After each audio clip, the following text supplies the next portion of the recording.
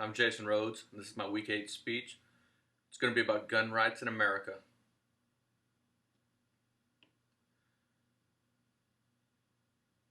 Someone's breaking into your home right now.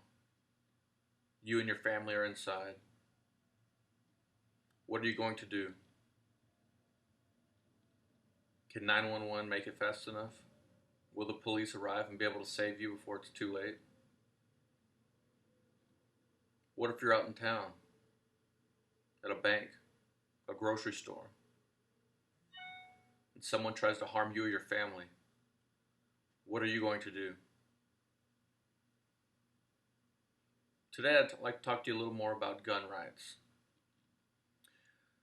I'm a former Marine and a current police officer, and I believe everyone who is not a convicted felon or have a mental problem be able to carry a weapon, specifically a firearm of their choosing. The Second Amendment says that we have the right to keep and bear arms. A lot of people disagree with that. I'm not sure why, but everyone disagrees on everything, and some people don't think we should have any weapons in America. There's always a constant battle between conservatives and liberals, complaining about innocent people being killed by weapons. That is true. Many innocent people are killed by weapons. Today I'm going to give you some numbers that might change your mind, though. First, I'd like to tell you about some of the 2013 death rates from the CDC. In 2013, 611,105 people died of heart disease. 584,881 people died of cancer. 149,200 people died of a respiratory disease. Accidental deaths accounted for 130,557 people. 128,978 people died of a stroke in 2013. 84,767 people died of Alzheimer's. 75,578 people died of diabetes. These are very common things that we see every day, and the numbers of people that are dying from every year are astronomical. The number of people that were murdered in 2010, according to the FBI, were 12,996 people. 12,996 murders are a lot. Any murder is terrible, and no matter how many it is, it's too many. But compared to some of these other things like heart disease, cancer, diabetes, stroke, it doesn't begin to compare. The total number of people that were killed by firearms in 2010 are 8,775, which is way less than the total number of murders. 609 murders in 2010 were accounted for by a pistol. This is a pistol which is accounted for by the number one murders. This accounts for more murders than any other weapon in the United States. While rifles, on the other hand, account for 358 murders. This rifle comes with a typical 30-round magazine. It's only accounted for 373 murders in America in 2010.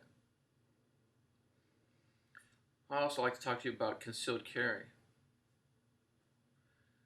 Many people believe, we shouldn't have guns at all. Then there's people that believe, okay, we can have guns, but only at home, only to protect yourself at home. I'd like to go a little bit further and say I think everyone should carry them everywhere.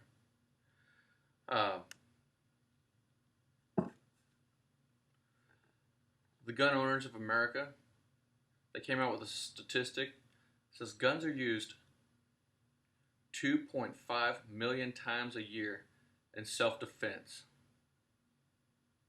Think about that compared to the murder rate. 2.5 million people, honest citizens, use them to defend their lives on an annual basis. If we got rid of guns, some people claim that there would be no guns to do any harm. As a police officer, I disagree. On a daily basis, I usually come encounter with someone who is a convicted felon of a heinous crime like robbery. They're in possession of a weapon. These people don't go to the store and buy them like me and you. They get them on the black market. And regardless of what people think, there's always going to be a black market. There's always going to be a way for a bad person to get their hands on a gun if they want one. I think the solution is to arm everyone. That way everyone has the right to protect themselves and can protect themselves. I also believe that, a gun owner should be responsible. Learn how to handle a weapon and take classes on how to use a weapon. That way they don't harm themselves or any innocent bystanders. I also believe that, responsible gun owners should be able to lock up their weapons, because a lot of these weapons are stolen that are criminals are using. They'll break into innocent, good people's homes. They just want to protect themselves and their family, and they'll take your weapon and go out and rob a bank with it. So there's many things to discuss. But first and foremost, I'd like you to believe that you do have the right to carry a weapon.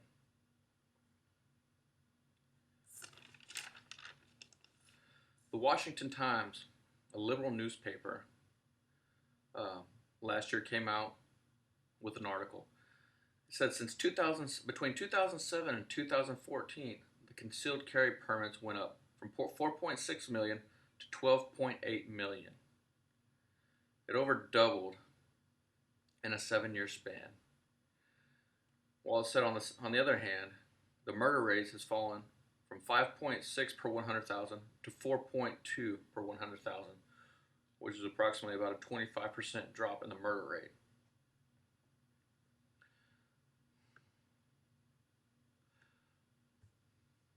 In the U.S. News, another liberal news article or news outlet, they came out with an article that said one of the reasons people carry or open carry is to visibly deter other people from causing them harm. They did some research and found a stat from 1985. The Department of Justice conducted a survey with felons, and they reported that 57% of felons agreed that criminals are more worried about meeting an armed victim than they are about the police. That's definitely something to think about. That someone that wants to do you harm is more concerned about you having a weapon than they are concerned about getting caught by the police.